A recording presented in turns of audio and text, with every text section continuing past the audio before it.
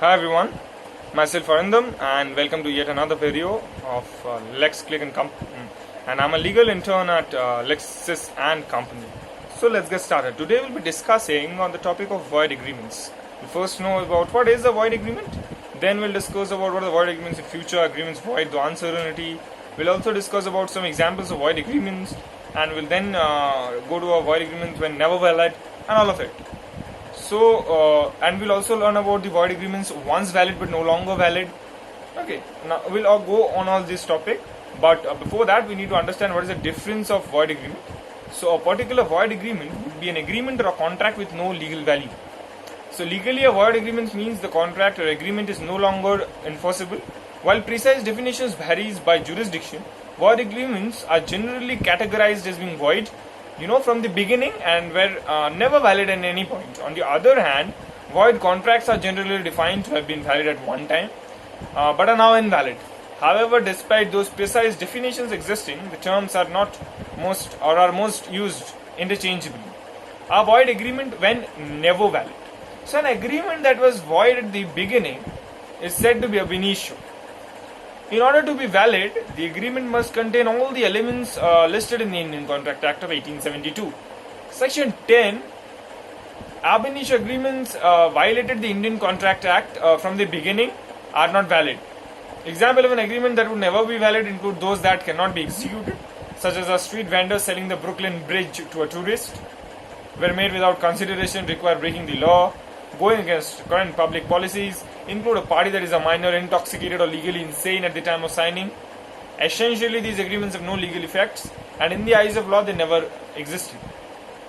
Now, we'll go to that when is a valid contract once valid but no longer valid. A void contract is a contract on agreement that ceases to have a legal effect. Unlike ab initio, these contracts did at one point contain the element listed in the Indian Contract Act and therefore at least initially are considered valid agreements. But a few ways of contracts could become legally void are: the contracts become impossible to fulfill due to the external circumstances, laws change since the initial agreements and the agreements now require breaking the law, fulfilling the contracts will result in something unlawful, the contract was contingent on circumstances that cannot come to pass, one party failed to disclose key informations or provided inaccurate information. Technically speaking, a fulfilled contract is also a void contract, as the parties involved are no longer bound by the contract and therefore it has no legal effect. A common example of a void contract is one in which a performer agrees to set a shows but then becomes injured and now cannot perform after all. In these circumstances, the contract was valid initially but is now impossible to be fulfilled. So this is these are the examples of void agreements. Now we are left with two. The first one is agreements void through uncertainty, and the final one is void agreements in the future. So we'll first dive into agreements void through uncertainty. So another way agreements can be void is through uncertainty. If an agreement is uncertain in meaning and cannot be clarified through legal or business proceedings, the agreement is void. Part of what makes a legally binding contract is the obligation being clear and therefore able to fulfill. If the language used cannot be interpreted by the parties involved, let's say, or a third party, the contract has no legal effect.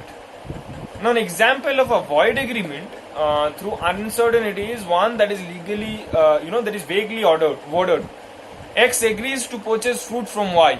If there is no way to determine which type of fruit was agreed upon or intended, then the agreement is void. However, if party Y in the above agreement is a grapefruit farmer, then there is a clear indication what type of fruit was intended, grapes. So, and X would be still liable to make the purchase. So, the final point that the void agreement in the future.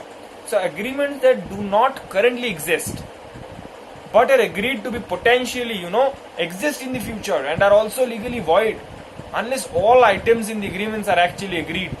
As example, if X agrees to purchase grapefruits from Y at a price to be determined by market value at data C, then the market value at data C can be made certain. However, an agreement for X to purchase some kind of fruit from Y at some point of time, let's say in the future at a price to be determined, would both be uncertain and entirely future, thus void. So this was all about void agreements. In our coming videos, we'll discuss about voidable agreements, We'll discuss about void ab initio. What is void ab initio? So basically, I'll tell a small brief on void ab initio. Void ab initio is basically nothing but an agreement which is void initially. From the beginning, the agreement is void. So that's void ab initio.